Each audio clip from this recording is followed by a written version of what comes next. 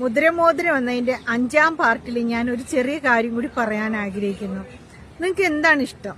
ഞാനോ മറ്റുള്ള ആരെങ്കിലും ഒരു വെള്ള വസ്ത്രത്തിൽ വന്നിരുന്നിട്ട് ഈ കാര്യം പറയണതാണോ, നമ്മളിങ്ങനെ കളർഫുള്ളർ ആയിട്ടിരുന്ന് പറയണതാണോ? ഞാൻ പറയാം, ഒരു കാലഘട്ടത്തിൽ എനിക്കാരും വാങ്ങിച്ചു തരാനില്ലാഞ്ഞതുകൊണ്ട് ഞാൻ വെള്ള വസ്ത്രം ഉടുത്ത് നടന്നിട്ടുണ്ട്. നമുക്കറിയാം, പല രാഷ്ട്രീയക്കാരും അത് അവരുടെ ഒരു വസ്ത്രമാണ്, പിന്നെ അവർക്ക് സമയക്കുറവുണ്ട്, അവർ ആ വസ്ത്രത്തിൽ നടക്കും. പക്ഷെ നമ്മള് പ്രത്യേകിച്ച് 50 വയസ്സ് കഴിഞ്ഞ സ്ത്രീയെക്കുറിച്ച് പറയുന്നു.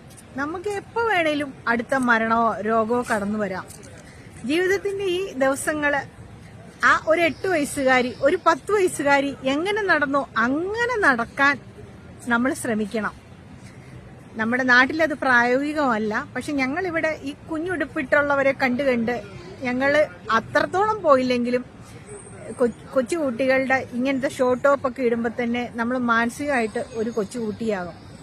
പക്ഷെ ഞങ്ങളുടെ റിലീജിയൻ എപ്പോഴും പറയും, നിങ്ങൾ കുഞ്ഞുങ്ങളെ പോലെ ആകൂന്ന്. ചിന്താഗതിയിലും വസ്ത്രത്തിൽ വന്നിട്ട് കാര്യമില്ല, ചിന്താഗതിയിലും. അപ്പൊ ഞാൻ ഇനി ഇങ്ങനെ ഒരു കളർഫുള്ളായിട്ട് നിങ്ങളുടെ മുമ്പിൽ വരാനാണ് ഞാൻ ആഗ്രഹിക്കുന്നത്. അല്ലാതെ ഒരു വെള്ള വസ്ത്രം എടുത്ത് പറയാൻ ഈ നാട്ടിലിപ്പം ഒരുപാട് പേരുണ്ട്.